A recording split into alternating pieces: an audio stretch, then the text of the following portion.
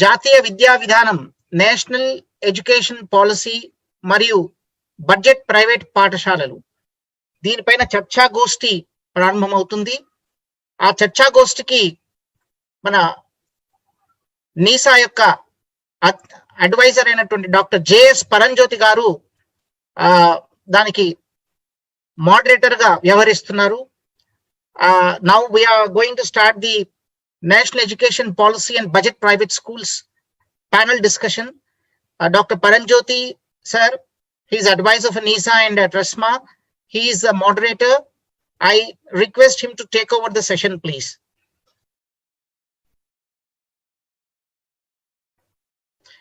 Sir, please unmute yourself.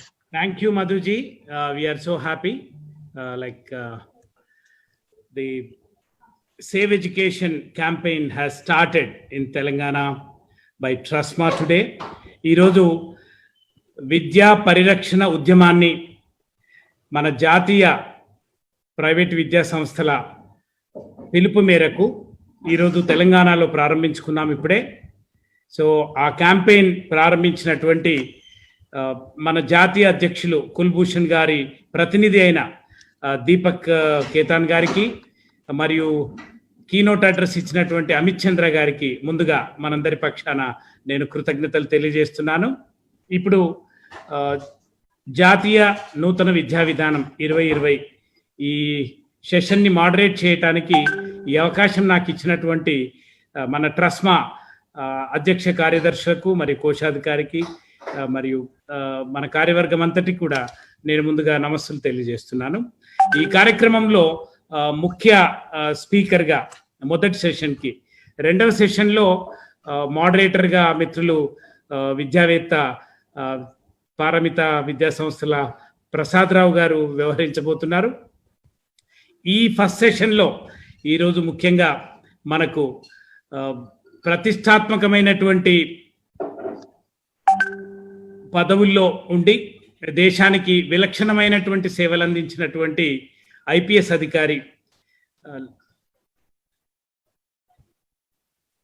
Lakshminarayana గారు ఈరోజు మనతో ముఖ్య ప్రసంగికులుగా ఈ కార్యక్రమంలో ఉన్నారు. వారితో పాటు సార్ మిమ్మల్ని ట్రస్మా పక్షాన పాఠశాలల పక్షాన ఆహ్వానిస్తున్నాం. Welcome you profusely and thank you for accepting hour invitation and being with us. And వారితో పాటు మన ట్రస్మా నుంచి మిత్రులు రమణారావు గారు, వారు న్యూ ఎరా ఇన్స్టిట్యూషన్స్ ఖమ్మంలో వాటి విద్యావేత్తగా ఉన్నారు. సో వారు మనకు పెడగాజీ అండ్ కరికులం గురించినటువంటి విషయాల్లో మనతో ముచ్చటిస్తారు. అయితే ముందుగా లక్ష్మీనారాయణ గారి గురించి నేను ఎక్కువ చెప్పాల్సినటువంటి అవసరం లేదు. వారు అత్యున్నతమైనటువంటి ఆశయాలతో వారు ఐపీఎస్ సర్వీస్లోకి వచ్చి దేశం గర్వించదగ్గటువంటి పదవుల్లో ప్రజలకు, సమాజానికి, దేశానికి ఉపయోగపడేటటువంటి ఎన్నో కేసుల్ని వారు ఛేదించి ఒక లెగసీని ఏర్పాటు చేసినటువంటి ఒక మంచి అధికారిగా వారికి పేరుంది. పదవిలో ఉంటూనే ప్రజల కోసం ఎలా పనిచేయాలని ఆలోచించి పెద్దలు జయప్రకాష్ నారాయణ గారు, తర్వాత లక్ష్మీనారాయణ గారు, వీరంతా కూడా ఆ పదవిలో కొనసాగటం కంటే ప్రజల్లోకి వచ్చి పనిచేయటం ముఖ్యమని భావించి వచ్చారు. ముందుగా సార్, మీకు ప్రజల మీద ఉన్నటువంటి ప్రజాసేవ మీద, ప్రజల సంక్షేమం మీద, ఈ దేశం అభివృద్ధి మీద మీకున్నటువంటి సంకల్పానికి, మీకున్నటువంటి ఆలోచనలకి, కళలకి ముందుగా విద్యావేత్తలుగా మేమందరం కూడా మనసారా మిమ్మల్ని అభినందిస్తూ మీ ఆలోచనలను స్వాగతిస్తున్నాం. ఆ భగవంతుడు మీ ఆలోచనలని పరిపూర్ణం చేయాలి, అటువంటి అవకాశాలు రావాలి మీకు అని కోరుకుంటున్నాం.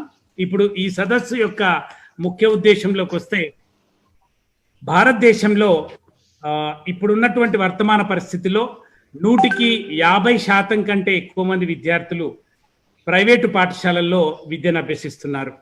ఇంకో మాటలో చెప్పాలంటే అంటే సామాజిక స్పృహ లేదా విద్య గురించినటువంటి చైతన్యం ఉన్న కుటుంబాలు దాదాపుగా అన్ని ప్రైవేటు పాఠశాలల్లో తమ పిల్లల్ని చదివిస్తున్నాయి. అంటే ప్రధానమంత్రి బంధువుల దగ్గర నుంచి ముఖ్యమంత్రుల మనవల వరకు చూసుకున్నా, లేదా సగటు ఒక గవర్నమెంట్ ఉపాధ్యాయుని దగ్గర నుంచి ఈరోజు మామూలు కూలీ వరకు చూసుకున్నా కూడా దాదాపుగా ప్రైవేటు పాఠశాలల్ని తమ పిల్లల యొక్క విద్యాభివృద్ధి కోసమై ఆశ్రయిస్తున్నట్టు మనం గమనిస్తున్నాం. అందుకనే 55% విద్యార్థులు ఈరోజు ప్రైవేటు పాఠశాలలో చదువుతున్నారు. అందులో ఇప్పుడు ఉన్నటువంటి ఈ కరోనా పరిస్థితులలో ప్రైవేట్ పాఠశాలలు 3 రకాలుగా మనం గమనిస్తే, ఒకటి ఇంటర్నేషనల్ పాఠశాలలు, ఎక్కడైతే 4-5 లక్షల ఫీజు సంవత్సరానికి చెల్లించబడుతున్నదో, కార్పొరేట్ పాఠశాలలు దాదాపుగా 1-2 లక్షల ఫీజు చెల్లించి చదివిస్తేటటువంటి పాఠశాలలు, తర్వాత మూడవది బడ్జెట్ పాఠశాలలు, లో బడ్జెట్ అఫోర్డబుల్ స్కూల్స్ అంటారు వీటిని. ఇక్కడ కేవలం సగటున 1000 రూపాయల కంటే తక్కువ సగటున ఇలాంటి పాఠశాలలే 85% ఉన్నాయి ఈ దేశం లోపల. ఇలాంటి పాఠశాలల్లో దాదాపుగా 30 కోట్ల మంది విద్యార్థులు ఈరోజు చదువుతున్నట్టు మనం గమనిస్తున్నాం. ఇక్కడ విద్యార్థి 1000 రూపాయల కంటే తక్కువ ఫీజు చెల్లిస్తున్నాడు. తర్వాత ఉపాధ్యాయునికి చెల్లిస్తున్నటువంటి నెలసరి వేతనం యావరేజ్గా 7,000 రూపాయలుగా ఉన్నట్టు చూస్తున్నాం మనం.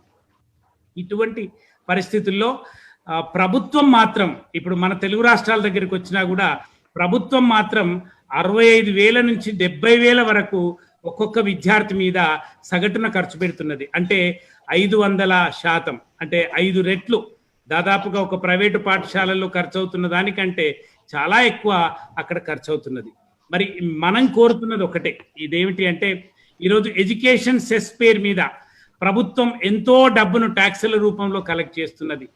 ఈ 50% విద్యార్థులకు చెందాల్సినటువంటి డబ్బుని ప్రభుత్వం వీరికి చెందించాలి, వీరికి మాత్రమే చెల్లించాలి అనే ఒక డిమాండ్తో సేవ్ ఎడ్యుకేషన్, ఈ కరోనా టైంలో ఈరోజు స్టేక్ హోల్డర్స్ని చూస్తే పేరెంట్స్ దిక్కుతోచని పరిస్థితుల్లో ఉన్నారు. పిల్లల విద్య ఏమవుతుందో, పాఠశాల చెప్పేసి విద్యార్థులు ఎటు పాలుపోని పరిస్థితుల్లో ఉన్నారు. లెర్నింగ్ లెవెల్స్ బాగా పడిపోతున్నాయి. ఈరోజు సెన్సెక్స్ పడిపోతే ప్రభుత్వం ఎంత తల్లడిల్లుతుందో, కానీ ఈరోజు పిల్లల విద్యార్థుల యొక్క లెర్నింగ్ లెవెల్స్ పడిపోతే ప్రతిస్పందించట్లేదే అని విద్యావేత్తలు బాధపడుతున్నారు. అలాగే టీచర్స్ దిక్కుతోచని పరిస్థితుల్లో ఉన్నారు. టీచర్స్ ఉద్యోగం లేదు, జీతాలు లేవు, వేతనాలు లేవు. ఇంకా కొందరు ఉపాధ్యాయులు అయితే ఇతర ప్రొఫెషన్స్ కి, వృత్తులకు మైగ్రేట్ అయిపోతున్నటువంటి పరిస్థితి చూస్తున్నాము. ఇక స్కూల్ లీడర్స్ పరిస్థితి ఎలా ఉంది అంటే, యుద్ధంలో క్షతగాత్రులైనటువంటి వారి పరిస్థితి ఉంది.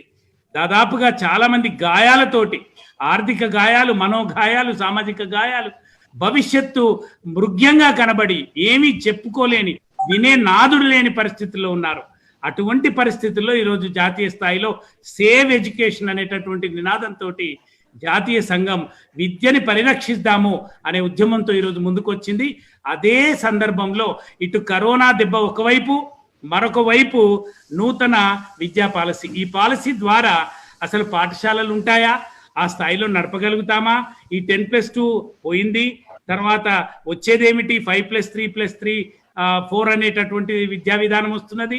మేము ఎక్కడుంటాము, మా పరిస్థితి ఏమిటి, ఇప్పుడు మేము మనగలుగుతామా లేదా అనేటటువంటి పరిస్థితిలో ఉన్నటువంటి పాఠశాలలకి ఈరోజు ఒక భరోసా రావాలి, ఒక క్లారిటీ రావాలి. కనీసం ఇప్పుడున్నటువంటి పరిస్థితుల్లో మేము ఏం చేయాలి అని మేధావులతో చర్చించడానికి ఈ సెషన్లో ముఖ్యంగా ఇప్పుడున్నటువంటి పరిస్థితుల్లో మేము ఏం చేయాలి, అసలు గత విద్యా విధానం ఎలా ఉండే, వర్తమాన విద్యా విధానం ఎట్లుంది, భవిష్యత్తు ఈ నూతన విద్యా విధానం ఎలా ఉండబోతుంది, ఈ ప్రైవేటు పాఠశాలల మనుగడేమిటి, ఇన్ని వేల లక్షల మంది, కోట్ల మంది విద్యార్థులు, లక్షల మంది ఉపాధ్యాయులు, మేనేజ్మెంట్ యొక్క పరిస్థితి ఏమిటి అనే విషయాల గురించి ఒక మంచి ఆలోచనలు మాకు ఇవ్వాల్సిందిగా, భరోసా ఇవ్వాల్సిందిగా పెద్దలు లక్ష్మీనారాయణ గారిని మనం ఇన్వైట్ చేశాం. సార్, మీకు నా మొదటి ప్రశ్న ఏమిటి అంటే, గత విద్యా విధానాల వలన, అంటే 1968లో కొఠారి కమిషన్ ఇచ్చిన విద్యా విధానం కానివ్వండి, లేదా ఇందిరాగాంధీ గారు ఉన్నప్పుడు, లేదా రాజీవ్ గాంధీ గారు ఉన్నప్పుడు ఇచ్చినటువంటి విద్యా విధానం, 1986లో పివి నరసింహారావు గారు మినిస్టర్ గారు ఉన్నప్పుడు ఇచ్చినటువంటి విద్యా విధానం కానీ, దాంట్లో కొన్ని మార్పులు చేసి 92లో చేసింది కానీ, ఇప్పుడు వచ్చినటువంటి నూతన విద్యా విధానం, ఈ గత విద్యా విధానాల వలన భారతదేశంలో అభివృద్ధి ఎలా జరిగింది, రాజ్యాంగం కోరుకున్నటువంటి లక్ష్యాలు ఏవైతే ఉన్నాయో ఉన్నవారి మధ్య లేని వారి మధ్య అంతరాలను తగ్గించడానికి విద్య ఒక సాధనంగా ఉపయోగపడాలన్నాం కదా.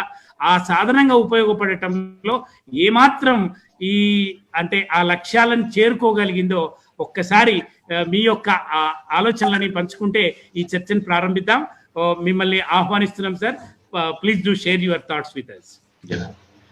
ఈ కార్యక్రమంలో పాల్గొంటున్న అందరికీ కూడా నమస్కారాలు. ముఖ్యంగా పరంజ్యోతి గారు, రమణరావు గారు, ప్రసాదరావు గారు ఈ కార్యక్రమాన్ని ఏర్పాటు చేశారు. అదేవిధంగా ట్రెస్మా సంఘటన కూడా ఇందులో పెద్ద సంఖ్యలో పాల్గొనడం జరిగింది. మీ ప్రశ్నకు వచ్చే ముందు మీరు అన్నట్టు దేశంలో 4 రకాల స్కూల్స్ ఉన్నాయి. మొదటిది వచ్చేసి ఉత్తమ ఇంగ్లీష్ మీడియం ప్రైవేట్ స్కూల్స్, రెండవది వచ్చేసి మంచి ఇంగ్లీష్ మీడియం ప్రైవేట్ స్కూల్స్, మూడవది నాణ్యత లేని ఇంగ్లీష్ మీడియం ప్రైవేట్ స్కూల్స్, నాలుగవది వచ్చేసి పబ్లిక్ స్కూల్స్. 4 విభాగాలుగా మనం దీన్ని డివైడ్ చేయొచ్చు. మీరు చెప్పినట్టు ఏ ఇన్స్టిట్యూషన్ అయినా ఫైనల్ గా అది ఏ కేటగిరీకి చెందినా కూడా అందరూ విద్యనే అందిస్తున్నారు. ఈ విద్య యొక్క ధ్యేయం ఎలాంటిదంటే ఒక పిల్లవాడి యొక్క మనసును, ఆలోచనను, జ్ఞానాన్ని పెరగడానికి సహాయం చేయడం. To help a child to grow his mind, thinking process and also his knowledge. రెండవది వచ్చి విద్య ద్వారా ఆ విద్యార్థి యొక్క సామర్థ్యాన్ని పెంచుకోవాలి. విద్యార్థిలో క్లిష్టమైన ఆలోచన శక్తి అంటే క్రిటికల్ థింకింగ్ రావాలి. పెరిగిన తర్వాత ఏది మంచి ఏది చెడు అని గుర్తించగలగాలి విద్య వల్ల. So you should make out what is good and what is wrong. విద్య వల్ల ఒక వ్యక్తి సామాజిక మరియు నైతిక విలువలు అలవరుచుకొని ఒక మంచి వ్యక్తిగా తయారవ్వాలి. ఫైనల్ గా విద్య వల్ల ఒక వ్యక్తి పెరిగి పెద్దవాడై సమాజానికి ఒక ఉపయోగపడే వ్యక్తిగా రూపుదిద్దుకోవాలి. ఇది విద్య యొక్క ఇంపార్టెన్స్. ఈ విధంగా ఉంటే మనం ఇవన్నీ అచీవ్ చేస్తున్నామా లేదా అన్నది ఒకసారి ఆలోచించుకోవాల్సిన విషయం. ఆ తర్వాత మీరు చెప్పినట్టు అనేక కమిషన్లు వచ్చాయి. వారు అనేక సూచనలు చేయడం జరిగింది. సాధారణంగా ఇప్పటి వరకు ఉన్న ఎడ్యుకేషన్ పాలసీస్ ఏవైతే ఉన్నాయో అందులో సంఖ్యకు ప్రాధాన్యత ఇవ్వడం జరిగింది. సంఖ్యకు అంటే ఎక్కువ మంది పిల్లలను మనం స్కూల్స్ లో చదివించాలి, డ్రాప్ అవుట్ రేట్స్ తగ్గాలి, ఆ విధమైన లక్ష్యాలతో మనం ఇంతవరకు ముందుకెళ్ళాం. So quantity is given more importance than the quality. ఇప్పటి వరకు యాక్చువల్ గా మీరు ఇండిపెండెన్స్ వచ్చినప్పుడు మీరు చూసుకుంటే భారతదేశంలో ప్రైమరీ సెక్షన్ లో ఎన్రోల్మెంట్ ఆల్మోస్ట్ 1.41 crores ఉంది. అదే మీరు 15-16 తీసుకుంటే 2015-16 తీసుకుంటే అది 12,91,00,000. అప్పుడు గ్రాస్ ఎన్రోల్మెంట్ రేషియో 35% ఉంటే ఇప్పుడు ఆల్మోస్ట్ 99.3, కొన్నిసార్లు 100 కన్నా ఎక్కువగా వెళ్ళిపోయింది. దానివల్ల ఏంటంటే ఇప్పటి వరకు మనం ఏవైతే ఎడ్యుకేషన్ పాలసీస్ ఉన్నాయో ఇవన్నీ కూడా క్వాంటిటీని పెంచడానికి ఉపయోగపడతాయి. దానివల్ల ఏమైందంటే విద్యా వ్యవస్థలో రావాల్సిన మార్పులు పెద్ద గొప్పగా రాలేదు. నేను ఏదైతే విద్య వల్ల రావాలి అని చెప్పానో వాట్ల మీద కాన్సన్ట్రేషన్ తగ్గిపోయింది. ఎక్కువ మందిని తీసుకోవడం, ఎక్కువ మందిని పాస్ అయ్యేటట్టు చూడడం, ఇది మాత్రమే మనం లక్ష్యంగా తీసుకున్నాం. దీనివల్ల ఏమైపోయిందంటే విద్యార్థులలో క్యూరియాసిటీ, ఇమాజినేషన్ అంటే ఉత్సుకత, తర్వాత వచ్చి ఊహాత్మకత, ఇమాజినేషన్, ఈ 2 తగ్గిపోయాయి. ఎందుకంటే దానికి మనం పెద్ద ప్రాధాన్యం ఇవ్వలేదు. అదేవిధంగా సంఖ్య మీద ఎక్కువ దృష్టి పెట్టాం. కానీ ప్రస్తుతం ఈ నేషనల్ ఎడ్యుకేషన్ పాలసీ ఏదైతే ఉందో అది ఆసక్తిని పెంచడం అంటే ఇంట్రెస్ట్ పెంచడం, క్షమతను పెంచడం అంటే ఎబిలిటీని పెంచడం, తర్వాత డిమాండ్ను పెంచడం, దీన్ని మ్యాపింగ్ జరగాలి అని వాళ్ళు నిర్ణయించుకున్నారనమాట. దానితో పాటు విద్యార్థులలో క్లిష్టమైన ఆలోచన శక్తి అంటే క్రిటికల్ థింకింగ్, వినూత్నమైన ఆలోచన అంటే ఇన్నోవేటివ్ థింకింగ్ పెంచడానికి ఈ విద్యా విధానాన్ని సూచించడం జరిగింది. ఎప్పుడైతే మనం పరిస్థితిని బట్టి మన విధానాల్లో మార్పు తీసుకురావడం చాలా అవసరం. ఎందుకంటే ఇప్పటి వరకు ఎక్కువ మందిని చదివించాలన్నది మన క్రైటీరియా అయితే ఇప్పుడు క్వాలిటీ ఆఫ్ ఎడ్యుకేషన్ ని పెంచాలి అన్నది మన క్రైటీరియా అవ్వాలి. ఎందుకంటే భారతదేశం ప్రపంచానికి మార్గదర్శనంగా కావాలని మనం అనుకుంటున్నాం. ఆ మార్గదర్శకంగా అవ్వాలంటే క్రియేటివిటీ, క్రిటికల్ థింకింగ్, ఫ్లెక్సిబిలిటీ, తర్వాత ఇంటర్ డిసిప్లినరీ లెర్నింగ్ అన్నది చాలా ముఖ్యమైన విషయం అని మనం తెలుసుకోవాలి. ఆ విధంగా మీరు అన్నట్టు కొఠారి కమిషన్ తీసుకుంటే వాళ్ళ ముఖ్య ధ్యేయాలు ఏంటంటే ఫ్రీ అండ్ కంపల్సరీ ఎడ్యుకేషన్ ఉండాలి, తర్వాత వచ్చేసి డెవలప్మెంట్ ఆఫ్ లాంగ్వేజెస్ ఉండాలి, తర్వాత వచ్చేసి అందరికీ సమానమైన ఎడ్యుకేషనల్ ఆపర్చునిటీస్ ఉండాలి, లిటరసీ, అడల్ట్ ఎడ్యుకేషన్ అన్నది ప్రధానంగా వాళ్ళు తీసుకున్నారు.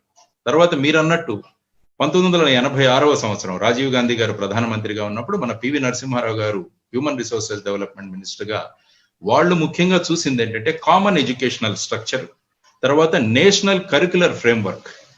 అంటే కామన్ 10 కోర్ ఎలిమెంట్స్ లో మొత్తం దేశానికి ఒక కరిక్యులం డెవలప్ చేయాలని వాళ్ళు అనుకున్నారు.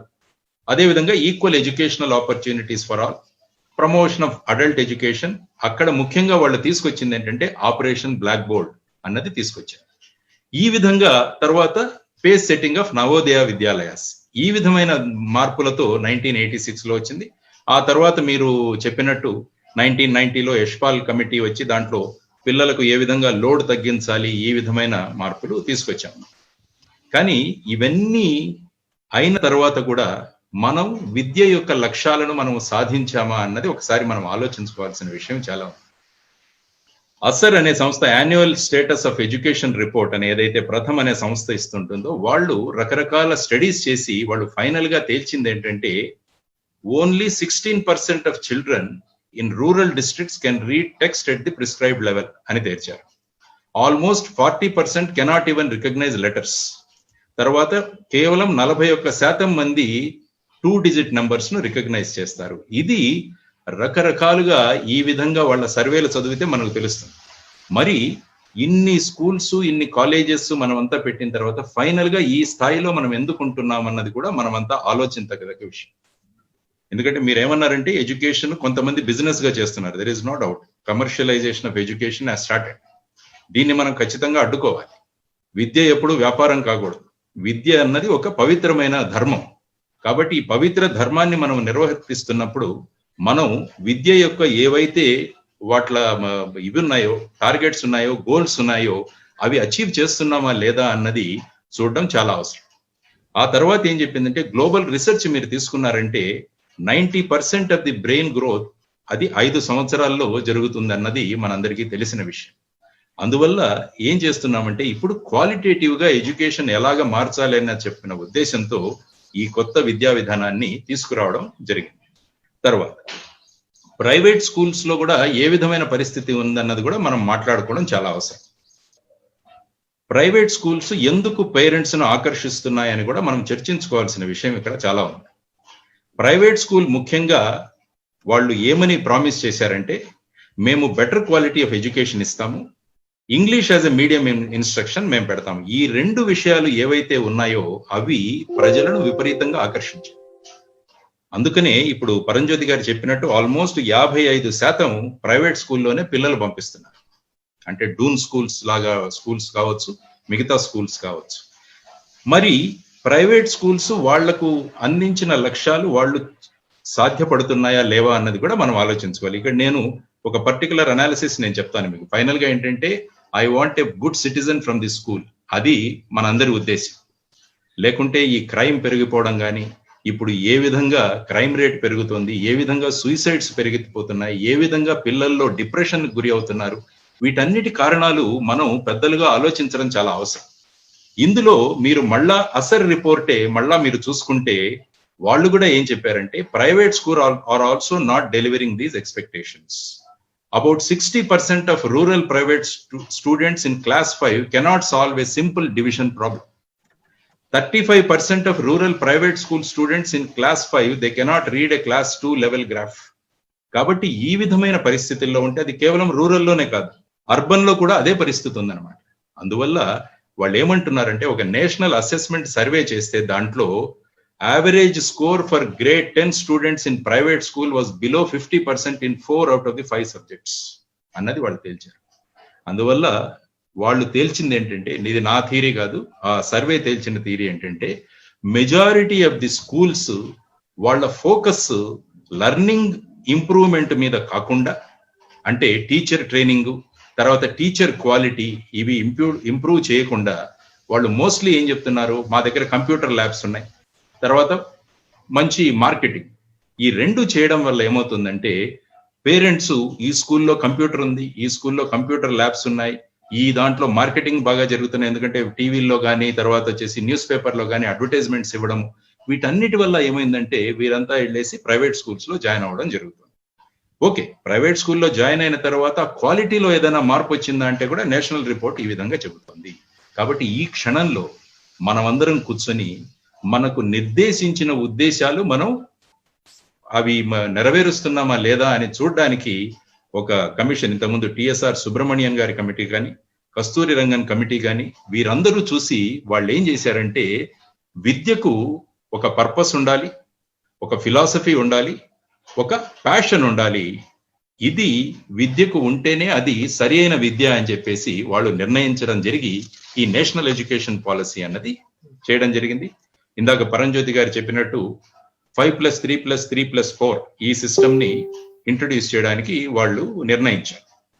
సాధారణంగా ప్రైవేట్ స్కూల్ యొక్క అడ్వాంటేజ్ ఏంటంటే, ఆల్రెడీ నర్సరీ అని, ఎల్కేజీ అని, యూకేజీ అని ఆల్రెడీ ఈ ప్యాటర్న్ ప్రైవేట్ స్కూల్స్ దగ్గర ఆల్రెడీ ఉంది.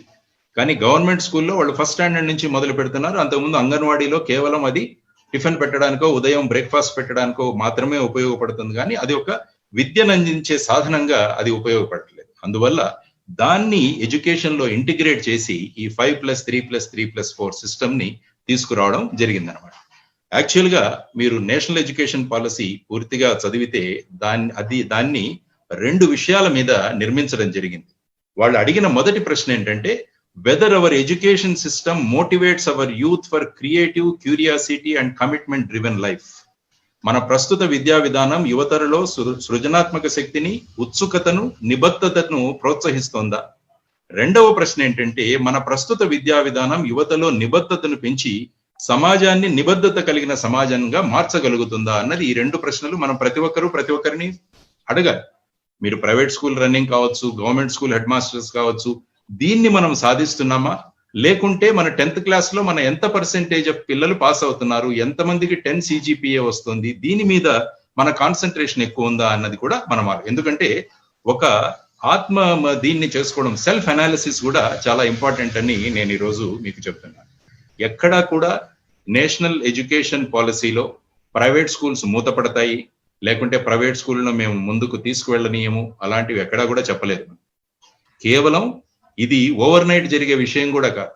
మీరు యాక్చువల్ గా చూసుకుంటే దీన్ని 2040వ సంవత్సరం వరకు వారు ప్లాన్ చేశారు. దీన్ని 2025వ సంవత్సరానికి 3rd గ్రేడ్ లో గ్రాస్ ఎన్రోల్మెంట్ రేషియోని 100% తీసుకురావాలి.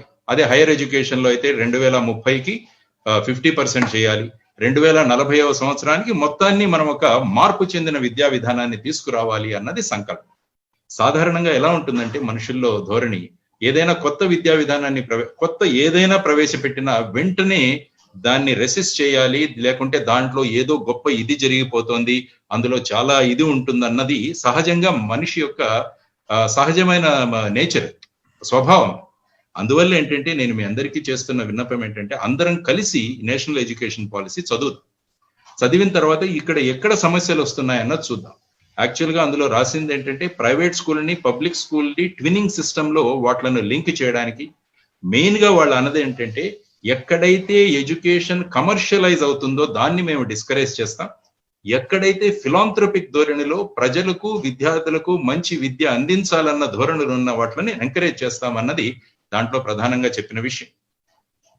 అందువల్ల నేను ఈరోజు మీకు తెలియజేయడం ఏంటంటే, ఇందులో ఎటువంటి భయాందోళనకు గురి అవ్వాల్సిన లేదు. ఇప్పుడు మీరు కరోనాని దాన్ని లింక్ చేసి మనం చదవద్దు. కరోనా అంటే ఇది అబ్నార్మల్ సిచ్యువేషన్, మనకు వచ్చింది, ఎవరు ఊహించలేదు. అటువంటి సిచ్యువేషన్ లో ఇది రావడం వల్ల ఒకరి నుంచి వ్యాక్సిన్ తయారైనంత వరకు ఒకరి నుంచి ఇంకొకరికి వ్యాధి సంక్రమిస్తుందో, సోకుతుంది అన్న భయంతో మనం ఈ స్కూల్స్ ని, కాలేజెస్ ని మూసివేయడం జరిగింది. ఇది ఒక ఎక్స్ట్రాడినరీ సిచ్యువేషన్. సో ఈ ఎక్స్ట్రాడినరీ సిచ్యువేషన్ నుంచి మనం ఎలా బయటపడాలి అని మీరు ముఖ్యంగా మీరు చూస్తున్నది ఏంటంటే, మీ యొక్క ఫైనాన్షియల్ బర్డన్ ఎలా ఉంది అన్న దాని గురించి మాట్లాడడం జరిగింది. మీ సజెషన్ ఏంటంటే, ఎంఎస్ఎంఈల లాగా స్కూల్స్ ని కన్సిడర్ చేసి వాళ్లకు లోన్స్ ఇచ్చి తర్వాత స్కూల్స్ స్టార్ట్ అయిన తర్వాత వాటి నుంచి మనం తీసుకొచ్చే విధానాన్ని మీరు సజెస్ట్ చేశారు. నేను మొన్న ఎవరో అడిగితే నేను కూడా అదే చెప్పాను, మీరు బ్యాంకర్స్ తో డిస్కస్ చేయండి, పెద్ద పెద్ద బ్యాంక్స్ తో డిస్కస్ చేసి మన సంస్థలు ఏవైతే ఉన్నాయో అవి మన దగ్గర ఉన్న ప్రాపర్టీస్ ఇలాంటి వాటిని మోర్ట్గేజ్ పెట్టి మనం వాటి నుంచి కూడా లోన్స్ తీసుకోవచ్చు తక్కువ వడ్డీ రేటు. అందువల్ల ఏంటంటే, ఈ ఎకనామిక్ క్రైసిస్ ఏదైతే వచ్చిందో మీలో, దాన్ని మనం టెంపరీగా మనం హ్యాండిల్ చేయొచ్చు. తర్వాత మనం అంతా ఆలోచించాల్సింది క్వాలిటీ ఎడ్యుకేషన్ గురించి మనం అంతా ఆలోచిద్దామన్నది నేను ఇనిషియల్ గా ప్రపోజ్ చేస్తున్నా. ఎస్ పరంజ్యోతి గారు. ఒక్క నిమిషం. ఇప్పుడు అంటే మనం కోరుతున్నది ఏమిటి అంటే మీరు చెప్పినటువంటి పాయింట్ లో ఉన్నటువంటి వాస్తవాన్ని అంగీకరిస్తూ వాస్తవ పరిస్థితుల్ని గ్రాస్ రూట్ లో గనక మనం గమనించినట్టయితే అసలు ప్రైవేటు పాఠశాలలు 1980 దశకం వరకు అంత ముప్పడిగానే ఉన్నాయి. అవునండి. 80 తర్వాత ప్రైవేటు పాఠశాలల సంఖ్య దేశంలో పెరిగింది అంటే అంతర్జాతీయ వేదికల మీద ఈ భారతదేశంలో లిటరసీ రేటు తక్కువ ఉంది. ప్రభుత్వ పాఠశాలలు ఎంత పనిచేసినప్పటికీ కూడా లిటరసీ రేటు పెంచలేకపోతున్నాయి అన్నప్పుడు మీరు అన్నట్టుగా క్వాంటిటేటివ్ ఎన్హాన్స్మెంట్ కోసం ముప్పడిగా ప్రైవేట్ పాఠశాలకి ఇచ్చారు. 2010 దగ్గరికి వచ్చేసరికి అదే అంతర్జాతీయ వేదికల మీద ప్రభుత్వ పాఠశాలల్లో పిల్లల సంఖ్య తగ్గిపోతుంది అనేటటువంటి విమర్శని ప్రభుత్వాలు ఎదుర్కొంటున్నాయి. కాబట్టి పిల్లల్ని ప్రభుత్వ పాఠశాలల్లో కాపాడుకోవటం కోసం ఈరోజు ప్రైవేటు పాఠశాలల్ని ఏదో రకంగా సంఖ్య తగ్గించాలి అనే ప్రయత్నం చేస్తున్నాయి. అయితే ఈ రెండింటి మధ్యన జరిగింది ఏమిటి అంటే ఎందరో ఈ పాఠశాలల్ని ప్రారంభించి మీరు అన్నట్టుగా నడుపుతున్నటువంటి ఈ అనుక్రమంలో ప్రైవేటు పాఠశాలల మీద నమ్మకం ఏర్పడి వీటన్నిటికంటే ముఖ్యమైనది ఏమిటి అంటే జవాబుదారితనం. మా పిల్లల్ని ఇక్కడ జాయిన్ చేస్తే వీళ్ళ చదువుకు, వీళ్ళ అభివృద్ధికి, వీళ్ళ క్రమశిక్షణకు ఈ జవాబుదారితనం ఈ పాఠశాల యాజమాన్యంలో ఉంది, పాఠశాల నాయకులో ఉంది అనేటటువంటి ఒక భావనతో ప్రైవేటు పాఠశాలల్లో జాయిన్ చేశారు. ఇప్పుడు ఈ పాఠశాలలు అన్నీ కూడా ఒక విపత్కర పరిస్థితికి ఎదుర్కొంటున్నాయి. ప్రభుత్వం ఉన్నట్టుండిగా ఈ 55% పాఠశాలల్లో చదివేటటువంటి పిల్లలకి ఒక ఆల్టర్నేటివ్ రిప్లేస్మెంట్ ఇచ్చే పరిస్థితుల్లో లేదు కూడా. ఓకే, కాబట్టి ఇప్పుడు భారతదేశంలో ఒక విద్యా క్రైసిస్, ఎడ్యుకేషనల్ క్రైసిస్ మోపై ఉన్నది. ఇక్కడ ఆర్థిక పరిస్థితి తగ్గటం మాత్రమే కాదు, అంతకంటే విద్యావేత్తలుగా మేము ముఖ్యంగా చూస్తుంది ఏమిటి అంటే లెర్నింగ్ లెవెల్స్ తగ్గిపోతున్నాయి. ఎప్పుడైతే విద్యార్థి ఉపాధ్యాయునికి దూరంగా ఉంటాడో ఆ లెర్నింగ్ అనేది డిమినిష్ అయిపోతూ ఉంటుంది, ఫర్గెట్ఫుల్ అయిపోతూ ఉంటుంది. దానివల్ల లెర్నింగ్ లాస్, లెర్నింగ్ పావర్టీ ఏర్పడుతున్నది. కాబట్టి మళ్ళీ పాఠశాలలు పునఃప్రారంభమైన విద్యార్థులు పాఠశాలకు వస్తే వాళ్ళు నేర్చుకున్నది మర్చిపోయి మళ్ళీ ఆ స్థాయికి లెర్నింగ్ లెవెల్స్కి పెంచడం చాలా కష్టమైపోతుంది.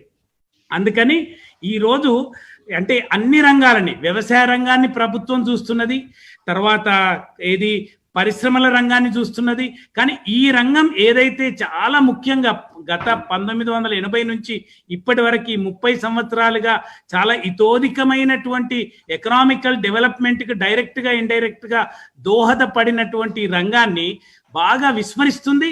ఇంకో మాటలో చెప్పాలంటే ఇప్పుడు తెలంగాణలో ఎడ్యుకేషన్ మినిస్టర్ గారు ఆన్లైన్లో పాఠాలు గవర్నమెంట్ స్కూళ్ళకు వస్తాయని చెప్పారు, కానీ ప్రైవేట్ స్కూళ్ళ గురించిన ఒక ప్రస్తావనే లేదు దాంట్లో. దీని వలన ఇటు స్టేక్ హోల్డర్స్ అయినటువంటి స్కూల్ నేతలు, తర్వాత పేరెంట్స్, టీచర్స్ అగమ్య గోచరంగా ఉండిపోతున్నారు. కాబట్టి మేమేం కోరుకుంటున్నామంటే ఈ న్యూ ఎడ్యుకేషన్ పాలసీలో ప్రైవేట్ స్కూల్స్ని ఒక రంగంగా, అంటే ఒక కాంట్రిబ్యూటరీ రంగంగా ప్రభుత్వం గుర్తెరిగి ఎకనామికల్ డెవలప్మెంట్ కూడా, ఎకనామికల్ స్టెబిలిటీ కూడా, ఇన్స్టిట్యూషనల్ ఇన్ఫ్రాస్ట్రక్చర్ డెవలప్మెంట్ స్టెబిలిటీ కూడా ఏ రకమైనటువంటి భరోసాలు ఇస్తే బాగుంటుంది, సహాయం చేస్తే బాగుంటుంది, గైడెన్స్ ఇస్తే బాగుంటుంది. కేవలం రెగ్యులేట్ మాత్రమే చేస్తున్నారు కానీ డైరెక్షన్ కానీ సపోర్ట్ కానీ ఇవ్వట్లేదు. అందుకని మేము కోరుతున్నది ఏమిటి అంటే మీ వైపు నుంచి ఆ రకమైన ఏమైనా సూచనలు మీరు ఇవ్వగలుగుతారా? దయచేసి ఇవ్వండి. నా అండర్స్టాండింగ్ ఏంటంటే నేను చదివిన నేషనల్ ఎడ్యుకేషన్ పాలసీలో ఎక్కడా కూడా ప్రైవేట్ స్కూళ్ళను మూసేస్తాము, వాటిని ఇది చేస్తామన్నది ఎక్కడ నాకు కనపడలేదు. మీరు ఎవరైనా స్పెసిఫిక్ గా ఏదైనా ప్రొవిజన్ మీకు కనపడి ఉంటే kindly get it to my notice. నేను I will take it to the human resources development or ministry of education. అంటే మనకి ఎక్కడ కనపడింది ప్రైవేట్ స్కూల్స్ ను మూసేయడానికి ప్రయత్నిస్తున్నారని. వాళ్ళు మాట్లాడింది ఏంటంటే ఈ విధంగా కమర్షియలైజేషన్ ఆఫ్ ఎడ్యుకేషన్ ఎక్కడైతే జరుగుతుందో, అంటే మీరు అందరూ కూడా, మనం అందరం కూడా సపోజ్ మనం వేళ్లే చూసుకుంటే అన్ని సమానంగా లేవు. అందువల్ల మీరు ప్రతి ఒక్కరూ కూడా సెల్ఫ్ అనాలిసిస్ చేసుకోవడం చాలా ఇంపార్టెంట్ అన్నది నేను మాట్లాడాను. అందువల్ల ఎక్కడా కూడా ప్రైవేట్ స్కూల్స్ ను మూసివేస్తామన్నది ఈ పాలసీలో నాకు ఎక్కడా కనిపించలేదు. ఆ తర్వాత ఏంటంటే ఎవరైతే స్టూడెంట్స్ కు ఇబ్బందిగా ఉందో వాళ్ళకు కూడా ఫైనాన్షియల్ గా కూడా మేము ముందుకు వస్తామని చెప్పింది కూడా వాళ్ళు ముందుకు వస్తున్నారు అనమాట. యాక్చువల్గా ఏంటంటే we all should think that India is in a particular different state. ఇక్కడ నుంచి మనము we have to leap frog, మనము టేక్ ఆఫ్ అవ్వాలి. ఈ టేక్ ఆఫ్ ఉన్నప్పుడు ఏంటంటే మనం అందరం కలిసి కనుక ప్రయత్నించగలిగితే అప్పుడు ఏమవుతుందంటే దెన్ డెఫినెట్లీ విల్ హ్యావ్. ఎందుకంటే వొకేషనలైజేషన్ ఆఫ్ ఎడ్యుకేషన్ గురించి మాట్లాడుతున్నారు. తర్వాత 12th స్టాండర్డ్ అయిపోయే లోపల ఏదో ఒక కోర్ దీంట్లో ఒక ఇది ఉంటుంది. ఎందుకంటే ఇప్పుడు మీరు చూసుకుంటే 80% of the engineers coming out of the engineering colleges are not employable అని నాస్కామ్ సంస్థే చెప్పింది. మరి ఇటువంటి పరిస్థితుల్లో ఉన్నప్పుడు మనం ఎకనామిక్ గా ముందుకు వెళ్ళాలంటే మనం ఏ విధమైన క్రియేటివ్నెస్ ఉన్న స్టూడెంట్స్ ను తీసుకురావాలన్నది కూడా మనం ఆలోచించాలి. అందువల్ల నా సజెషన్ ఏంటంటే మీరు why don't you suggest something.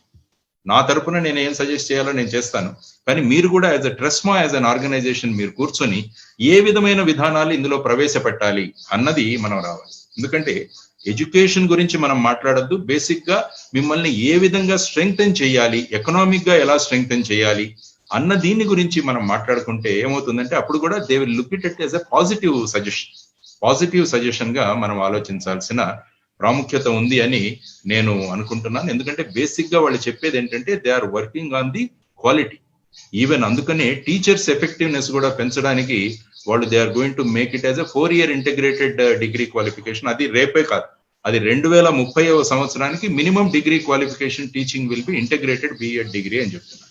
కాబట్టి ఇప్పుడు మనం ఏం అనాలిసిస్ చేసుకుందామంటే మన దగ్గర మన స్కూల్స్ లో ఎంతమంది బిఎడ్ చేసిన వాళ్ళు ఉన్నారు, దానివల్ల ఈ సంఖ్యను మనం ఎలా పెంచాలి, అది ఎడ్యుకేషనల్ పరంగా మనం ఏ విధంగా ముందుకు తీసుకెళ్తున్నాము, ఈ విధంగా చేయాలంటే ఆర్థిక పరంగా మాకు ఈ విధమైన సహాయం కావాలని చెప్పేసి మనం గవర్నమెంట్ దగ్గరికి వెళ్తే అప్పుడు ఏమవుతుందంటే వాళ్ళు ఏమంటారంటే yes we are committed to implementation of this national education policy.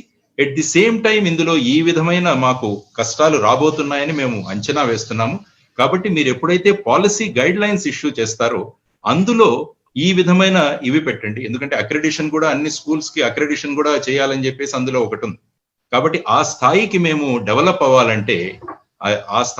Develop అవ్వాలంటే స్టేట్ స్కూల్ స్టాండర్డ్స్ అథారిటీ అన్నది ఏర్పాటు చేసి ఆ స్థాయికి ఎదగాలంటే మాకు ఎకనామిక్ గా ఈ విధమైన సహాయాలు మాకు కావాలి. తర్వాత మా టీచర్స్ ని ఇంకా క్వాలిఫైడ్ చేయడానికి మాకు ఈ విధమైన ఇవి కావాలి అన్నవి మనం డీటెయిల్డ్ గా మనం ఒకటి చేస్తే, ఎందుకంటే ప్రైవేట్ ఎడ్యుకేషన్ ని ప్రభుత్వం గుర్తించింది. ప్రైవేట్ ఎడ్యుకేషన్ ని మూసివేయాలన్న ప్రస్తావన ఎక్కడ అందులో కనిపించలేదు. కాబట్టి మనం let us go hand in hand, it is working together and getting the benefits of both. It should be a win situation అన్న విధంగా మనం ఆలోచిస్తే ఏమవుతుందంటే ప్రభుత్వం కూడా సానుకూలంగా మనకు స్పందించి ఆ రకమైన విధానాలను ప్రవేశపెట్టడానికి అవకాశం ఉంటుందన్నది నా అభిప్రాయం. పరంజ్యోతి గారు. One question, sir. Yeah. One important question I'm putting. You can wait for the question hour లో మీరు ఇద్దరు.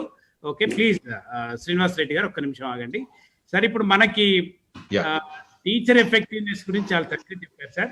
మనకి ఉన్నటువంటి పరిస్థితులలో మనకి టీచర్స్ చాలా మంది టీచింగ్ ప్రొఫెషన్ ని ఆప్ట్ చేసుకోవట్లేదు. నాట్ బై చాయిస్ కాకుండా బై ఛాన్సే వస్తున్నటువంటి వాళ్ళు ఎక్కువ మంది ఉన్నారు. మన టీచర్ ఎడ్యుకేషన్ లో కూడా చాలా తక్కువ మంది, అంటే క్వాలిటీ టీచర్ కాలేజెస్ ఉన్నాయి, టీచర్ ఎడ్యుకేషన్ కాలేజెస్ ఉన్నాయి అనేది కూడా ఈవెన్ మనకు పాలసీలో మెన్షన్ చేయటం జరిగింది. ఉన్నటువంటి పరిస్థితులలో మేమందరం ఏమనుకుంటున్నామంటే టీచర్ శాలరీని పెంచగలగాలి అని అంటే ముందు పేమెంట్ ఆఫ్ ఫీజ్ రిసోర్సెస్ పెరగాలి. పేమెంట్ ఆఫ్ రిసోర్సెస్ పెరగాలి అని అంటే ఈ దేశంలో ఉన్నటువంటి ప్రైవేట్ పాఠశాలకు పంపుతున్నటువంటి, ముఖ్యంగా బడ్జెట్ ప్రైవేట్ పాఠశాలకు పంపుతున్నటువంటి పిల్లల తల్లిదండ్రుల పిల్లలకు అవుతున్నటువంటి ఖర్చుని ప్రభుత్వం ట్యాక్సెస్ లో సెస్ రూపంగా వసూలు చేస్తున్నది, కానీ పిల్లల మీద ఖర్చు చేయట్లేదు. కాబట్టి ఇప్పుడు అందరికీ డైరెక్ట్ బెనిఫిట్ ట్రాన్స్ఫర్ ఎలాగైతే అన్ని రంగాల్లో చేస్తున్నారో అలాగే డైరెక్ట్ బెనిఫిట్ ట్రాన్స్ఫర్ కనుక విద్యార్థికి ఇస్తే child will be empowered to choose a right school of his choice. దానివలన బెటర్ పేమెంట్, అంటే మంచి, ఇప్పుడు 1000 రూపాయల కంటే తక్కువ పే చేస్తున్నాడు యావరేజ్ గా పర్ మంత్. ఇప్పుడు మనం ఏం కోరుతున్నామంటే మినిమం ఒక 30,000 రూపీస్ విద్యార్థి కనుక ఇచ్చినట్టయితే 30,000 రూపీస్ పే చేయగలిగితే యావరేజ్ గా ఒక 25 to 30 స్టూడెంట్స్ ఉన్నటువంటి స్కూల్లో ఒక క్లాస్ కి ఇప్పుడు విద్యార్థి teacher average fees monthly salary 7,000 ఉంది దేశంలో ప్రైవేట్ స్కూల్లో పనిచేసే టీచర్లకి. అలాంటప్పుడు ఒక 50% ఆఫ్ స్టూడెంట్స్ ఫీజును కనుక మనం పేమెంట్గా చేయగలిగితే సగటున ఒక 25,000 ఒక టీచర్కి మనం శాలరీ ఇవ్వగలిగే పరిస్థితి ఎదుగుతుంది. సో మీరు అంటే చాలా ఇలాంటి డైరెక్ట్ బెనిఫిట్ స్కీమ్స్ గురించి మీరు చాలా కాలంగా మీరు స్టడీ చేసినారు. దీని మీద ఈ ప్రభుత్వం ఇలాంటి ఏది డైరెక్ట్ బెనిఫిట్ ట్రాన్స్ఫర్ కనుక విద్యార్థులకు ఇవ్వగలిగితే ఒక మంచి క్వాలిటీ టీచర్ని ప్రైవేట్ స్కూల్లో పనిచేయించే అవకాశం ఏర్పడుతుంది అని మేము భావించే దాని మీద మీ అభిప్రాయాలు చెప్పండి. అదే ఇప్పుడు మీరు ఆంధ్రప్రదేశ్ ప్రభుత్వం తీసుకుంటే అమ్మఒడి కార్యక్రమం ద్వారా విద్యార్థులకు అంటే వాళ్ళ అమ్మల పేరుతో డైరెక్ట్ గా మనీ ట్రాన్స్ఫర్ చేయడం జరుగుతుంది. తర్వాత స్కూల్ ఇన్ఫ్రాస్ట్రక్చర్ డెవలప్ చేయడానికి ఎస్పెషల్లీ గవర్నమెంట్ స్కూల్స్ లో నాడు నేడు అనే కార్యక్రమం పెట్టి దానిలో కూడా వాళ్ళు ఇన్ఫ్రాస్ట్రక్చర్ డెవలప్మెంట్ కోసం ప్రయత్నిస్తున్నారు. తర్వాత కోర్స్ కరికులం, తర్వాత మెథడాలజీ, టీచింగ్ మెటీరియల్ కానీ వీటన్నిటికి కూడా నిష్ణాతులైన వ్యక్తుల్ని కూర్చోబెట్టి వాళ్ళలో ఇవన్నీ ఇంట్రడ్యూస్ చేస్తున్నారు. కాబట్టి అంటే ఆల్రెడీ ఒక స్టేట్ అక్కడ చేసింది కాబట్టి ఇక్కడ కూడా అదే విధంగా మనం తెలంగాణ ప్రభుత్వాన్ని కూడా మనం అడగొచ్చు. మీరు చెప్పినట్టు క్వాలిటీ ఆఫ్ ఎడ్యుకేషన్ పెరగాలంటే యాక్చువల్గా టీచర్స్ క్వాలిటీ ఎప్పుడైతే పెరుగుతుందో అప్పుడే విద్యా విధానం యొక్క క్వాలిటీ మార్పు వస్తుంది. ఎందుకంటే ప్రాధాన్యంగా when a teacher learns nation leads అని మన ప్రధానమంత్రి గారు అన్నారన్నమాట. అందువల్ల టీచర్ కి ఇంట్రెస్టింగ్ గా ఉన్నట్టు క్రియేట్ చేయడం, తర్వాత హైయర్ రెమ్యునరేషన్ కూడా ఈ నేషనల్ ఎడ్యుకేషన్ పాలసీలో కూడా మెన్షన్ చేయబడింది. బెస్ట్ టాలెంట్స్ ను స్కూల్స్ కి కాలేజెస్ కి రావడానికి హైయర్ రెమ్యునరేషన్ ఇవ్వాలి టీచర్స్ కన్నది కూడా అందులో ప్రతిపాదించడం జరిగింది. అదే విధంగా ఈవెన్ పిహెచ్డి ఎన్రోల్మెంట్ ఉన్నప్పుడు కూడా అందులో కూడా టీచింగ్ గురించి సో దట్ ఆ కాంపోనెంట్ కూడా ఇంక్లూడ్ చేయడం జరిగింది అనమాట. అందువల్ల ఈ విధంగా మనం చూసుకుంటే మీరు అన్నట్టు డైరెక్ట్ బెనిఫిట్ ట్రాన్స్ఫర్ ఏదైతే ఉందో అది ఒక స్కీము, అదొక కొత్త ఇంట్రొడ్యూస్ చేశారు అక్కడ ఆంధ్రప్రదేశ్ ప్రభుత్వం. దాని ఇంపాక్ట్ ఎలా ఉందో చూసుకోవాలి. ఎందుకంటే అక్కడ కూడా ఈ పథకం మొదలు పెట్టిన తర్వాత మళ్ళీ కోవిడ్ వల్ల స్కూల్స్ అవి, ఎందుకంటే వీటిలో మార్పులు రావడానికి మనం అట్లీస్ట్ ఒక 10 years పడుతుంది. వెదర్ యాక్చువల్ గా ఈ మనీ ఇవ్వడం వల్ల టీచర్స్ క్వాలిటీ పెరిగిందా, ఆ తర్వాత విద్యార్థుల యొక్క క్వాలిటీ పెరిగిందా, తర్వాత వాళ్ళు వెళతామనుకున్న స్కూల్ ఏదైతే ఉందో దానికి వాళ్ళు వెళ్ళగలుగుతున్నారా, ఇవన్నీ కూడా మనం స్టడీ చేయడానికి సమయం పడుతుంది. మీరన్నట్టు ఆ విధంగా డైరెక్ట్ బెనిఫిట్ ట్రాన్స్ఫర్ ఏదైతే ఉందో దాని గురించి కూడా ప్రభుత్వం ఆలోచిస్తే మీకు ఆల్రెడీ ఒక ప్రెసిడెన్స్ ఉంది కాబట్టి ఈ ప్రెసిడెన్స్ తీసుకొని మనం తెలంగాణ ప్రభుత్వాన్ని కూడా మనకు అడిగే ఆస్కారం ఉంటుందని నేను తెలియజేస్తాను. థ్యాంక్ యూ లక్ష్మీనారాయణ గారు. పెడగాజీ అండ్ కరికులం మీద మా రమణారావు గారు ఒక 5 minutes మాట్లాడతారు.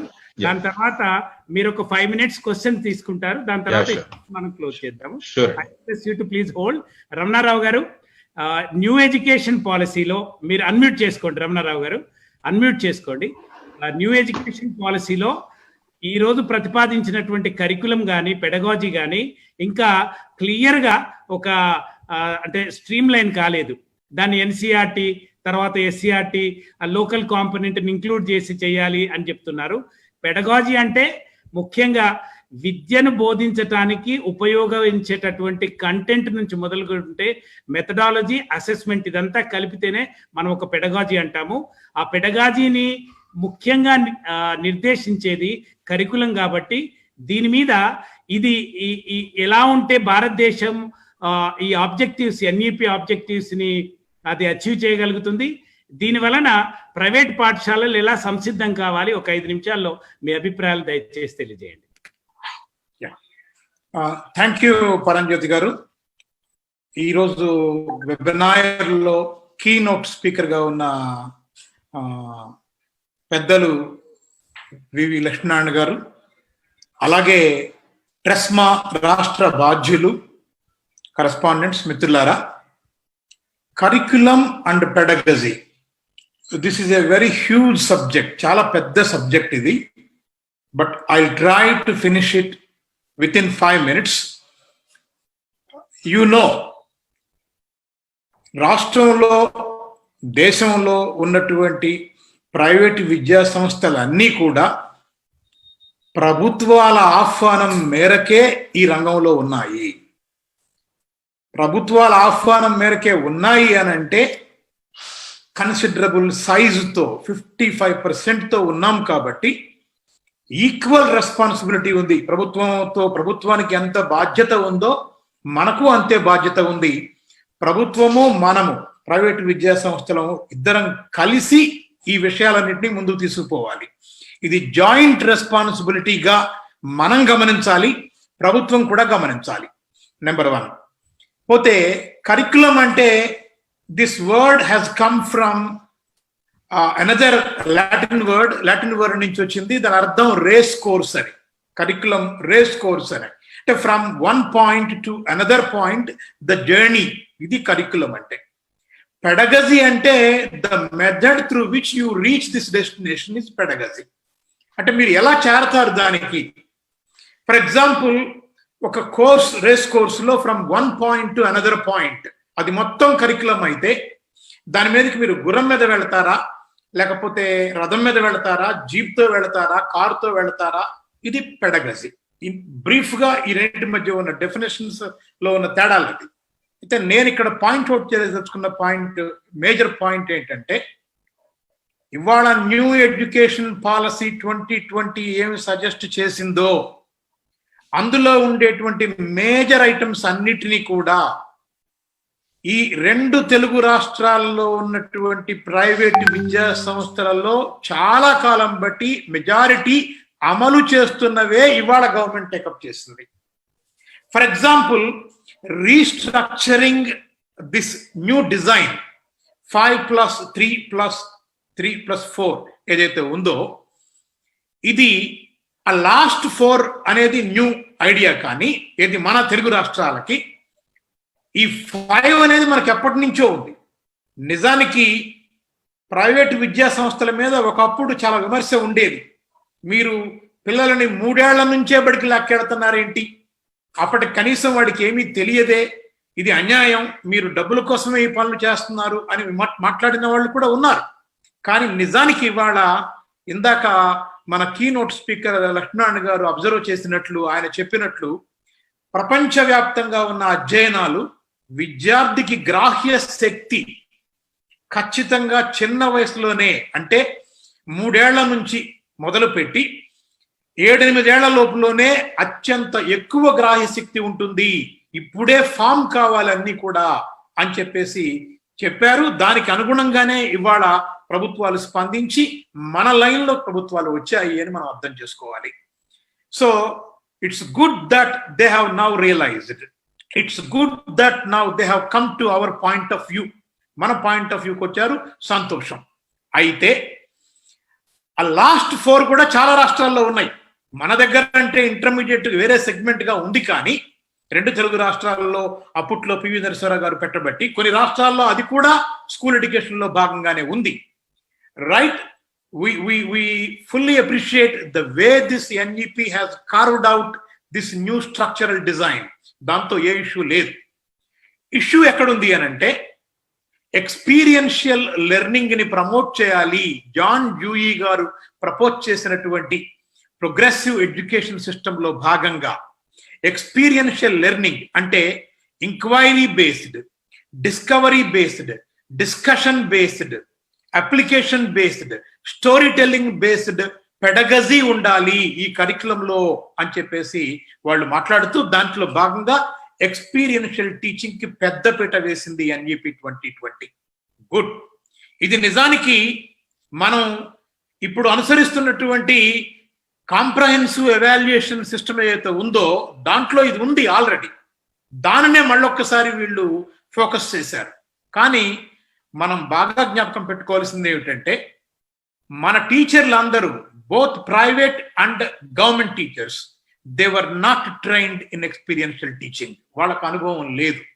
ఇప్పుడు ఎక్స్పీరియన్షియల్ లెవెల్లో టీచ్ చేయాలి అంటుంటే slowly they are warming up to the idea. Now they are warming up, no doubt about it. But they need fully training schedules for them to enact this kind of curriculum. నేను అనుకోవటం ఇప్పటిదాకా ప్రభుత్వాలు ఏవి కూడా private teachers ని ఎటువంటి training లోకి భాగస్వాముల్ని చేయలేదు. రేపు మనం పెట్టబోయే డిమాండ్ ఏమిటంటే, మీరు 50 గంటల షెడ్యూల్ పెడతారా ఒక సంవత్సరానికి, 80 గంటలు పెడతారా, 100 గంటలు పెడతారా, నో ప్రాబ్లం, పెట్టండి. What ever that you design, please make the private sector also a part of your training program. Every year teacher కి మినిమం ఇన్ని గంటల ట్రైనింగ్ షెడ్యూల్ ఉండాలి.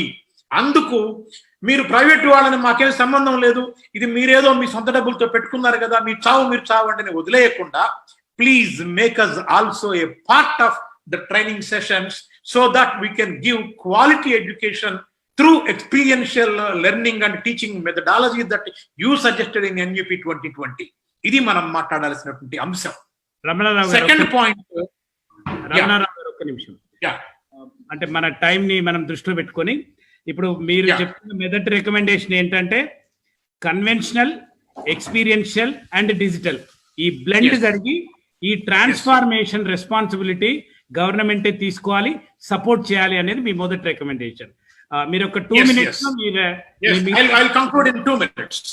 I'll conclude in 2 minutes. అట్లాగే కోర్ ఎసెన్షియల్స్ కే మీరు మార్చమంటున్నారు, తగ్గిస్తున్నారు. We are glad, no problem.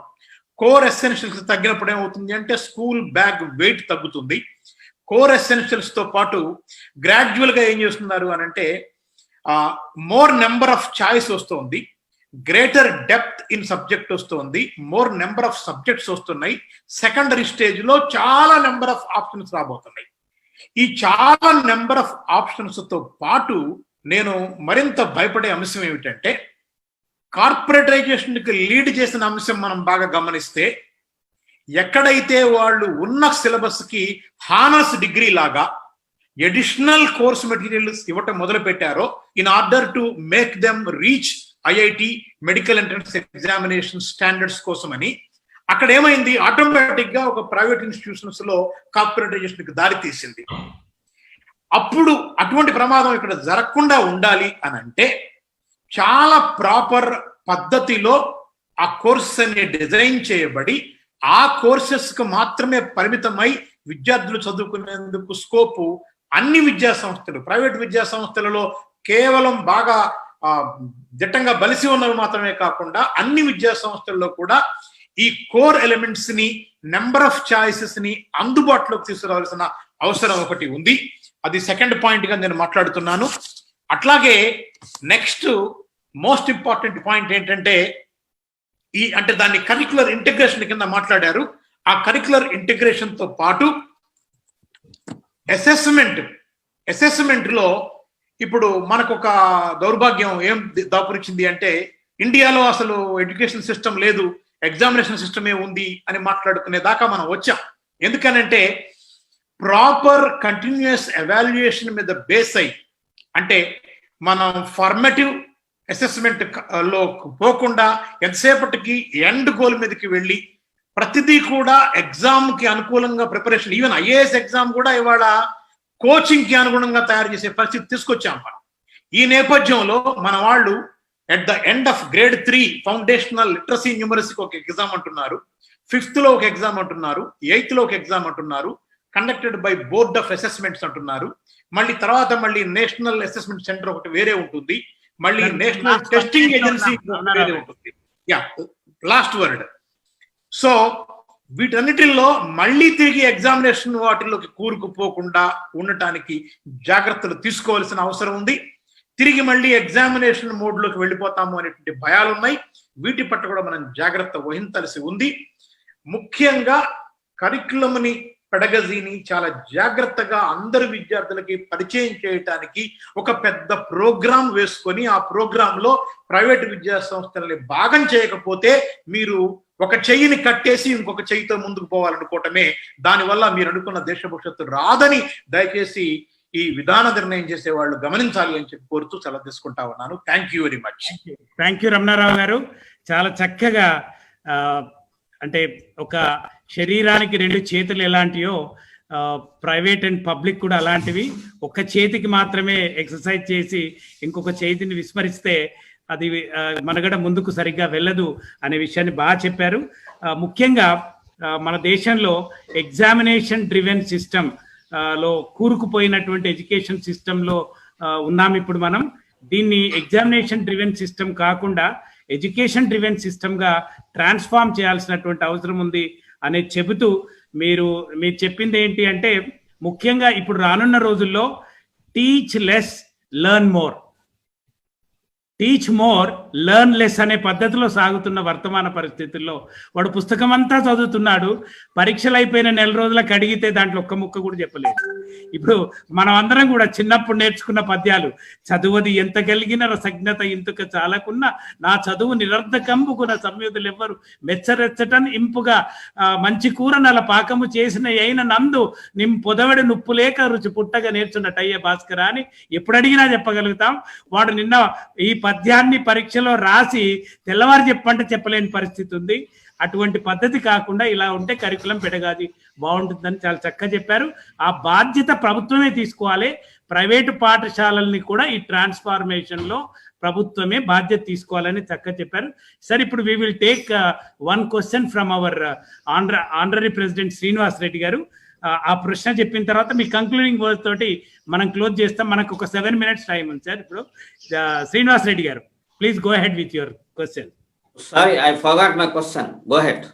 Right sir, thank you sir. ఇప్పుడు కంక్లూజన్ లో నేను మీకు రిక్వెస్ట్ చేసేది ఏంటిది అంటే, మనకి ఇప్పుడు స్పెసిఫిక్ గా ఈ సెషన్ తర్వాత జయప్రకాష్ నారాయణ గారు ఈ ఎడ్యుకేషన్ పాలసీలో ఇంకొక భాగాన్ని చూస్తున్నారు. ఎర్లీ చైల్డ్హుడ్ ఎడ్యుకేషన్ లో పిల్లల్ని మనం మంచి ఎక్స్పీరియన్షియల్ లెర్నింగ్ తీసుకురావాలి అని అంటే ప్రైవేటు పాఠశాలల్ని ప్రభుత్వం ఎలా సహాయం చేసి సమాంతరంగా అభివృద్ధి పరిస్తే ఇక్కడ పేరెంట్స్ నమ్ముతున్నటువంటి ఈ పాఠశాలల్లో కూడా నాణ్యమైనటువంటి విద్య ఎక్స్పీరియన్షియల్ లెర్నింగ్ గా ఇవ్వటానికి ఏ రకంగా మనం అవకాశం ఇస్తామో దయచేసి చెప్పి మీ క్లోజింగ్ రిమార్క్స్ తో కంక్లూడ్ చేయండి. యాక్చువల్ గా ప్రస్తుతం ఉన్న విద్యా విధానం తీసుకుంటే వాళ్ళ స్కూల్ ఎడ్యుకేషన్ లో ఏమన్నారంటే అండి, ఫ్రమ్ టీచింగ్ టు లెర్నింగ్ మారాలి, ఫ్రమ్ స్కూలింగ్ టు ఎడ్యుకేషన్ అన్నది మెయిన్ గా వాళ్ళు చెప్పింది అనమాట.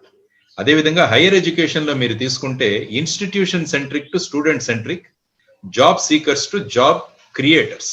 ఇది బేసిక్ గా నేషనల్ ఎడ్యుకేషన్ పాలసీలో వాళ్ళు చేసిన ముఖ్యమైన విషయం అండి. తర్వాత వాళ్ళు ఏమన్నారంటే many states are at different levels of education development అని అన్నారు. అందువల్ల ఏంటంటే ప్రతి స్టేట్ కూడా వాళ్ళ సంసిద్ధతను వ్యక్తం చేసిన తర్వాతనే ఈ నేషనల్ ఎడ్యుకేషన్ పాలసీ ఇంప్లిమెంటేషన్ లో వాళ్ళు భాగస్వాములు అవుతారు అన్నది ప్రధానంగా చెప్పిన విషయం. ఇంకొక ముఖ్యమైన విషయం, చాలా మంది చర్చించుకుంటున్న విషయం ఏంటంటే మీడియం ఆఫ్ ఎడ్యుకేషన్. ఇదొక పెద్ద స్టంబ్లింగ్ బ్లాక్ ఆర్ డిస్కషన్ గా ఏర్పడింది. వాళ్ళు ఏమన్నారంటే wherever possible education up to grade 5 should be in mother tongue, regional language, local language అన్నది స్పష్టంగా చెప్పారు. If possible up to 8th అన్నది వాళ్ళ ఇది. దానివల్ల ఏంటంటే ప్రధానంగా ఇప్పుడు పిల్లలు ఏమైపోతారో అన్నది ఒక పెద్ద ఇదిగా అయింది. వాళ్ళు ఏమన్నారంటే it will not be imposed, will make the states to prepare. ఇవన్నీ ఏంటంటే ఒక పెద్ద స్టడీ జరిగిన తర్వాత ఇది సజెస్ట్ చేసిన ఒక విధానం అన్నది వాళ్ళు చెప్పిన ఇదనమాట. కాబట్టి ఆ విధంగా మనం చూసుకుంటే, ఎందుకంటే నెల్సన్ మండేలా గాని అన్నారు, మనం మన మన మన కాని భాషలో మనం మాట్లాడితే అది మన మెదడుకు టచ్ అవుతుంది, మన మాతృభాషలో మాట్లాడితే మన హృదయానికి అది టచ్ అవుతుంది అని ఆయన చెప్పారు అన్నమాట. కాబట్టి మనం నేర్చుకోవాల్సిన విషయం ఏంటంటే, ఇప్పుడు మీరు భాస్కర శతకంలో ఒక శతకం ఈరోజు చెప్పగలిగారంటే అది మీరు ఆ విధంగా మాతృభాషలో బోధించడం వల్ల మీకు ఇప్పటికీ కూడా అది పర్మనెంట్ గా నిలిచిపోతుంది అనమాట. తర్వాత వచ్చేసి మన వాల్యూ సిస్టమ్ లో కూడా మారుతుంది. అందువల్ల ఈ లోకల్ లాంగ్వేజ్ ఏంటి అని నిర్ణయించడం కూడా డిస్ట్రిక్ట్ లెవెల్లో నిర్ణయించాలి అని చెప్పేసి వాళ్ళు మనకు తెలియజేయడం జరిగింది. అందువల్ల మనం ముఖ్యంగా ఇక్కడ ఒక సంశయం పేరెంట్స్ లో వస్తుంది సార్, అదేమిటంటే ఉన్న వాళ్ళ పిల్లలంతా ఇంగ్లీష్ మీడియం చదువుకోవాలి, లేని వాళ్ళ పిల్లలు పూర్ పీపుల్, రూరల్ పీపుల్ మాత్రమే custodians of the culture of India and carriers of the mother tongue. మీ పిల్లలంతా ఎవరు చదువుతున్నారు ఈరోజు?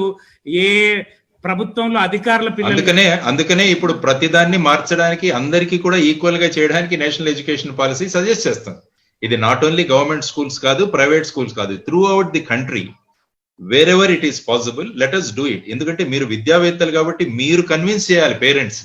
మాతృభాషలో, స్థానిక భాషలో బోధిస్తే తప్ప పిల్లలు ఆ విధంగా తయారవ్వరు అన్నది మనం వాళ్ళని కన్విన్స్ చేయగలగాలి. ఎందుకంటే మనమంతా మాతృభాషలో చదివిన వాళ్ళని, ఎవరు ఇప్పుడు అచీవ్ చేసిన ఎవరైనా కూడా మీరు ఉన్నారు ఆ పొజిషన్ లో బికాస్ మీరు ఇది. ఎందుకంటే పిల్లవాడు స్కూలుకు వెళ్లే లోపల 2500 పదాలు నేర్చుకుంటాడన్నది మన థియరీలో ఉన్న విషయం.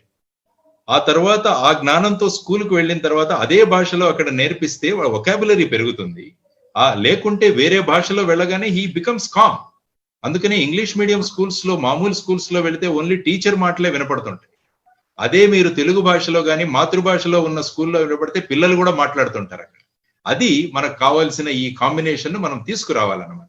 దానివల్ల ఏంటంటే English as a subject it is going to be there till 5th standard, there is no doubt. English ను పూర్తిగా పక్కన పెట్టరు. English is only a communication language. ఎందుకంటే నేను మాట్లాడగలగాలి ఇంగ్లీష్ అన్నది.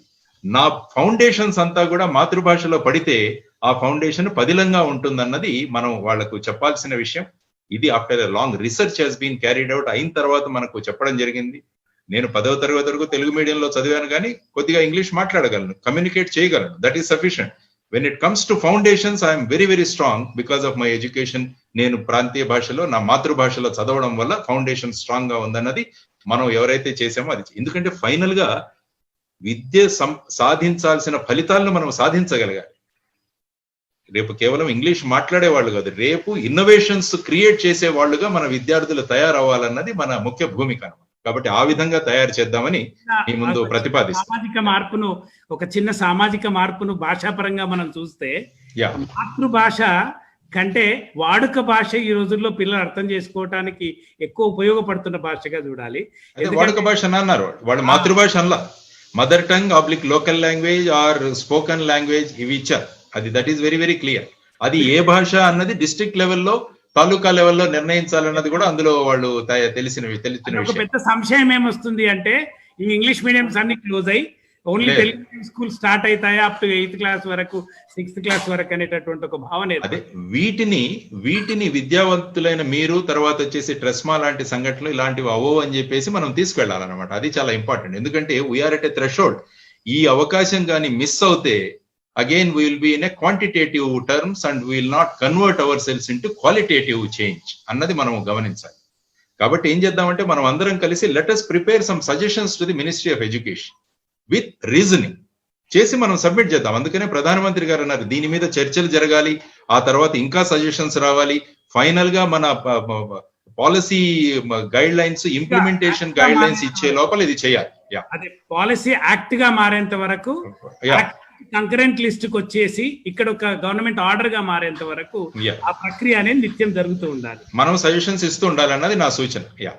సార్, లాస్ట్ ట్యాగ్ లైన్ మీరు క్లోజ్ చేసే ముందు, ఇప్పుడు ఉన్నటువంటి పరిస్థితుల్లో మిట్టాడుతున్నటువంటి ఈ 50% కాంట్రిబ్యూటర్స్ అయిన గవర్నమెంట్ అంటే ప్రైవేటు పాఠశాలల నిర్వాహకులకు అనుకోనండి, ముఖ్యంగా టీచర్స్ కి మీరు ఇచ్చేటటువంటి ఒక భరోసా లాంటి ఒక సలహా ఏంటి, సందేశం ఏంటి, దాంతో క్లోజ్ చేద్దాం.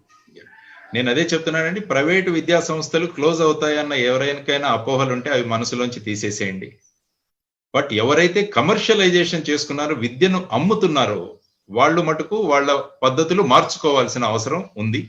ఆ తర్వాత వచ్చేసి ఈ కరోనా కష్టకాలంలో మనకు ఏ విధమైన పరిస్థితులు మనం ఎదుర్కొంటున్నామో దీని నుంచి బయటపడడానికి ఏ విధంగా మనల్ని, ముఖ్యంగా మన దగ్గర పనిచేస్తున్న టీచర్లను వాళ్ళు ఈ సమయంలో ఆదుకోవాలి. లైక్ మన మైగ్రెంట్ లేబర్ ని ఏ విధంగా వాళ్ళు ఆత్మనిర్భర్ భారత్ స్కీమ్ తో ఏ విధంగా అక్కడ ఆదుకున్నారో, అదే విధంగా మన టీచర్స్ ను ఏ విధంగా మనం ఆదుకోవాలి అన్నది ఒక ఇంపార్టెంట్ విషయం. ఆ తర్వాత వచ్చేసి ఈ కరోనా తర్వాత మనం ఈ నేషనల్ ఎడ్యుకేషన్ పాలసీని ఏ విధంగా మనం ఇంటిగ్రేట్ చేస్తున్నాం అన్నది కూడా మనం ఆలోచించగలిగితే, కాబట్టి ఎవరు కూడా ఈ భయాందోళనలో ఉండొద్దు. ప్రైవేట్ స్కూల్స్ ఉంటాయి భారతదేశంలో, క్వాలిటీ ఎడ్యుకేషన్ ను ఇవ్వాల్సిన బాధ్యత మన మీద ఉంటుంది. అందువల్ల వీటన్నిటికీ కలిపి నేను చెప్పినట్టు let us work for a win win situation.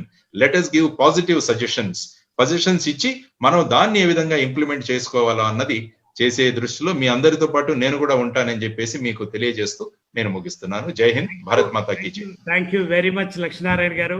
Thank you Ramana Rao గారు.